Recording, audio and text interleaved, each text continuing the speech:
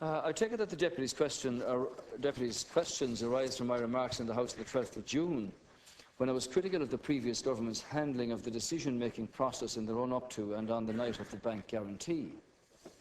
I continue to have those concerns, which I believe are well-founded and indeed widely shared. My remarks were intended to highlight the remarkably small volume of documentation held in the Department of the Taoiseach from the night of the bank guarantee, which I think bears out those widely held concerns. I did not intend to suggest that I have evidence that documentation relating to the bank guarantee was destroyed or otherwise removed. I have since clarified the position on the record of the House in response to a question from Deputy Michael McGrath. Taoiseach, I think your reply is unacceptable, and I think you should stop trying to walk away from your own words. The only possible construction what you said is that you believe that records might have been shredded. It's the only reason why you would have said that. Now, you've been in sole charge of government buildings since early last year, and I think throwing up conspiracies like a man standing at the bar in a pub is quite unacceptable. It's beneath your office, and I think you should have the decency to withdraw your statement fully and without equivocation. And I think you're also oversimplifying a very serious decision. A decision in relation to the bank guarantee, Taoiseach, that you voted for, and you and your party voted for, and to quote you at the time, in the interest of the country, in the interest of protecting the economy, and to protect the taxpayer, unquote. That's exactly why the previous government made the decision itself.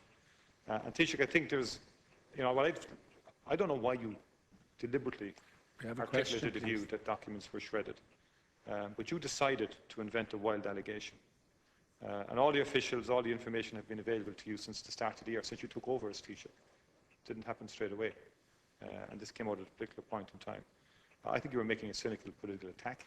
Very good. I think it's unworthy of you. Time, Deputy and I would ask you if you would accept that that indeed is the case. I'm amused at you, honest to God.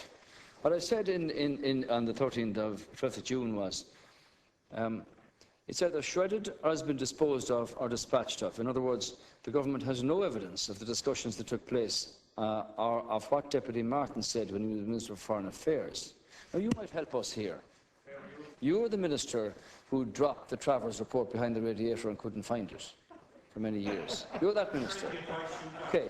So if the Taoiseach of the day meets a group from Deputy Matthews' constituency, you can be quite sure, Deputy Martin, that whatever it's about, that notes are taken and that this is recorded and it's there for posterity. Now, I find it quite incredible that you should come in here and make a political charge of this, because your name is on the incorporeal list of ministers. But perhaps you might tell the House, where you were, or did you ask any questions about this when you were contacted? Or were you in at those meetings where banks gave evidence or whatever?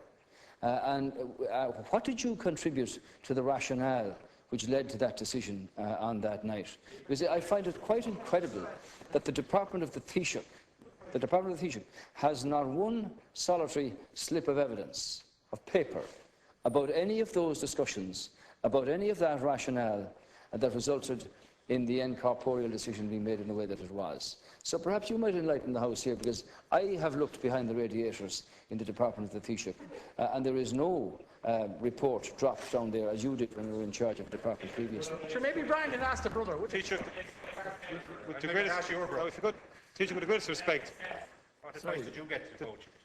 The Travers report, Taoiseach, wasn't behind any radiator. It was published. It vindicated my own role in that particular issue, and it was debated here in the Oireachtas, and I went before an Oireachtas committee with no difficulty and dealt with every single question that was asked. Didn't go anywhere behind the radiator. What I would like to say to you, though, Taoiseach, is this. My position is well known, it's on public record. You see, you create innuendo with the manner of your approach to this. Documents must have been shared. We have a question. Where were you on the night? And so on. It's well known. I was in the United States as Minister for Foreign Affairs, and I participated in that corporeal. That's a matter of public record. It was covered in a major programme on RTE months ago. No secret, no mystery about it. There was a cabinet meeting the following morning. It was discussed. The Taoiseach over, as leader of the opposition, had plenty of time to get independent advice between the cabinet decision and the decision of this Oireachtas to pass legislation bringing in the bank guarantee. Did he get independent advice? He voted for it, and he led his party through it. It suits him. It suits him to create, I would put it to you, Taoiseach, that it suits you to create this aura of something wrong, of something hidden, of something... Brian Lennon at the time, there is a record of it, Mr. Riley. The Minister for Finance, the record is on the record of this House. The rationale for this is on the record of this House. May I? I'd invite deputies to speak through the chair, please. Thank you. The late Minister for Finance came in here when he actually spoke to the Taoiseach before he brought in the bank guarantee. And the Taoiseach, the then Taoiseach Leader of the Opposition, was actually briefed by the Minister of Finance at the time as to the rationale behind the bank guarantee. So there are no secrets here. And yes, it certainly should be examined, and there's no difficulty in bringing it forward. And my fundamental question is that the Taoiseach's approach to this has been deeply cynical and deeply political, and actually vindicates the decision of the people taken last year on the Oireachtas inquiries, because they don't actually trust the capacity of politicians to be objective, impartial, and to follow due process in the pursuit or investigating any particular issue. Thank you. I don't have any difficulty in doing that, Taoiseach, but I think you should cut out the innuendo and cut out the attempt to smear people, and particularly previous holders of your office, who certainly didn't shred any document. And you owe him, your predecessor, an apology for what you attempted to suggest that day, and it was unacceptable. I don't know what the question is. Maybe you got somebody else to do Deputy Boyd. Unlike many others, I pay tribute to my predecessor. Unlike many others, I pay tribute to my predecessor. Your question, Deputy. The reason that records in relation to the banking guarantee were inappropriately shredded in his department, the date on which he was informed of same, that's your question. If he's had this matter investigated. And your second question is to ask the Taoiseach the reason the records of the banking guarantee decision were shredded. The person who informed him of same. Well, there are no informers over there, as far as I can see. I asked the Secretary-General, is there a file in this department on the meetings that took place with members of the government by those who were involved in the banking organisations? Do we have a record of what they said? Do we have a record of the discussions? Do we have a record of the rationale that was applied to that by the government? We don't. There is no file in the department of the Taoiseach. Sorry, would you mind speaking through the chair? I'm saying to you, in the department of the Taoiseach, there is no file on the discussions or the meetings that took place or the rationale applied to that. And you are now telling me that, that this information is available. Well, maybe you might tell me outside where it is that we can go and have a look at it. Because up until the incorporeal meeting at that hour of the morning, all of the evidence prior to that, there is no file in the department of the Taoiseach that has any relevance to this question here. And my point was the government have no information about that rationale. So if it's there, it's certainly not a place where we can find it. I'm not suggesting that my predecessor hid it under the table or whatever else, but there is no evidence. No. I said either shredded, disposed of, or dispatched. Are you suggesting to me from long years of experience? Are you suggesting to me? Are you suggesting that from long years of experience, that when the chief executives and directors of banks come in to meet members of the government to make their case about a guarantee or whatever, that there's not a written record of that available in that department?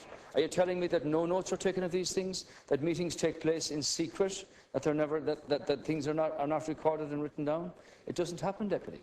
So there's no file in the department of the Taoiseach. So perhaps if you can reflect upon the incorporeal, wherever you were in doing your duty as Minister for Foreign Affairs, did you ask any question? Were you there? Were you there? Were you there at the meeting? Yeah. So when you were called, anyway, up to that point, there were meetings and information and discussions and rationale applied to those by members of the government in order for that incorporeal, for your phone to ring and say, Deputy Minister Martin, do you agree with this decision or do you not? So this government have no evidence of what that rationale was, Deputy Martin, of the discussions that took place, of the meetings that took place, and what was said at those meetings.